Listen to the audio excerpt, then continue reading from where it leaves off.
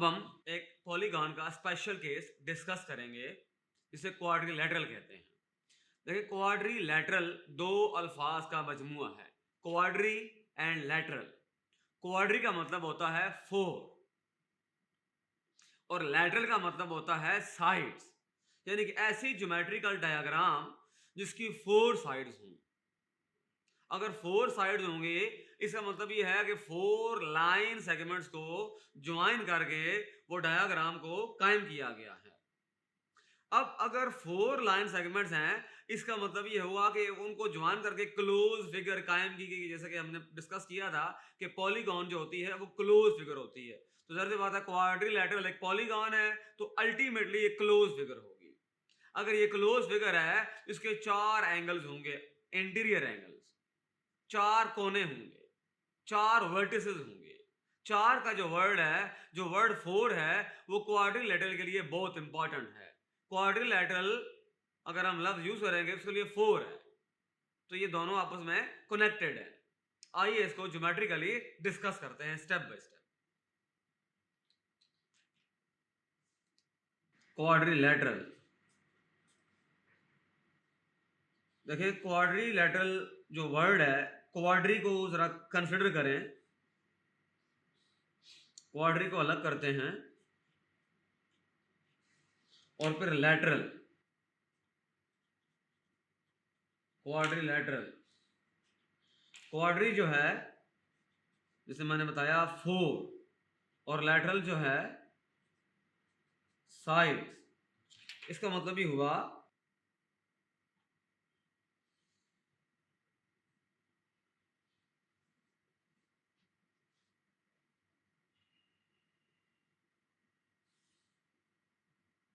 अगर इनको नाम दे दिए जाएं,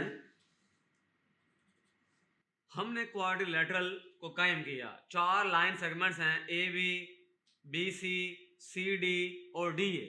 ये चार लाइन सेगमेंट्स हैं, इनको हमने आपस में ज्वाइन किया, एक क्लोज फिगर आ गई, उसको हमने नाम दे दिया क्वाड्रिलैटरल का।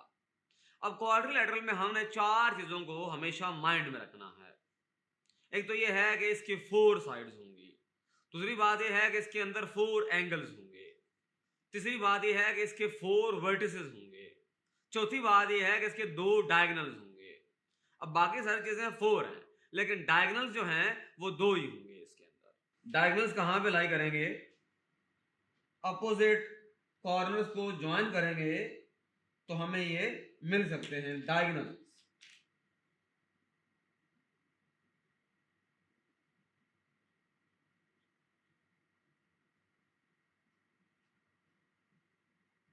इन दोनों का जो पॉइंट ऑफ इंटरसेक्शन है वो ओ है। इसके अंदर फोर कॉर्नर्स हैं, फोर वर्टिसेस हैं, ए बी सी और डी। चार साइड्स हैं, लाइन सेगमेंट्स हैं, ए बी सी डी और डी ए। चार एंगल्स हैं, measure of angle A, measure of angle B, measure of angle C, measure of angle D. अब जो इंपॉर्टेंट बात है वो ये है कि इन एंगल्स को हम खास अंदाज में लिख सकते हैं। एंगल को जब भी हमने कॉल करना होता है उसको हम बात डायरेक्ट नाम देते होते हैं, डायरेक्टली नाम देते हैं उनको, या फिर ये होता है कि हम जो साइड उसके दो जो उसके आर्म्स हैं उनके मुताबिक हम उनको कॉल करते हैं। फॉर एग्जांपल जैसे एंगल ए की हमने बात की है, देखें डायग्राम पे देखते हैं। जैसे एंगल ए है तो एंगल ए जो है बेसिकली वो डी और बी की वजह से कायम हो रहा है। तो हम ये कह सकते हैं एंगल डी ए बी, ये देखिए डी ए बी है, या इसको आप यूं भी कह सकते हैं एंगल बी ए डी। देखिए मैंने ए के ऊपर एरो डाल दिया है, इसका मतलब ये होगा कि पॉइंट ए के ऊपर ये एग्जैक्टली एंगल कायम हो रहा है। ये एंगल्स को इंटरप्रेट करने का, लिखने का तरीका है। इस तरह हम बाकी एंगल्स को भी लिख सकते हैं, जैसे एंगल फॉर एग्जांपल बी है, बी कैसे लिखेंगे? एंगल ए बी सी, ये पहला एंगल हो गया इसका। दूसरा एंगल को ऐसे लिखेंगे एंगल ए बी सी और एंगल सी बी ए, बार कैफ एंगल जो होगा वो बी पे ही है।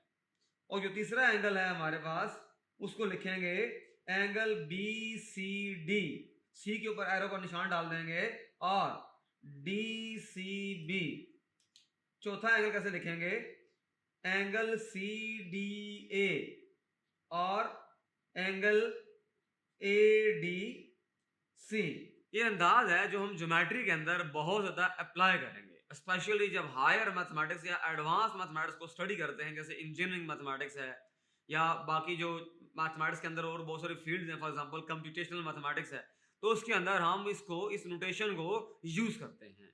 मैथमेटिक्स की अपनी लैंग्वेज होती है, उसमें सिंबल्स हैं, तो मैथमेटिक्स को अच्छे अंदाज में अंडरस्टैंड करने के लिए सिंबल्स को अंडरस्टैंड करना बहुत जरूरी है। अब इसके दो डायगोनल्स हैं, एक डायगोनल है ए सी डायगोनल है, दूसरा है बी डी डायगोनल। ये दो डायगोनल्स हैं, इनका एक पॉइंट ऑफ इंटरसेक्शन यानी एक पॉइंट पे ये एक दूसरे से मिलते हैं, ये एक दूसरे को कट करते हैं। ये क्वाड्रिलैटरल के दो डायगोनल्स होते हैं। ये था क्वाड्रिलैटरल का टॉपिक।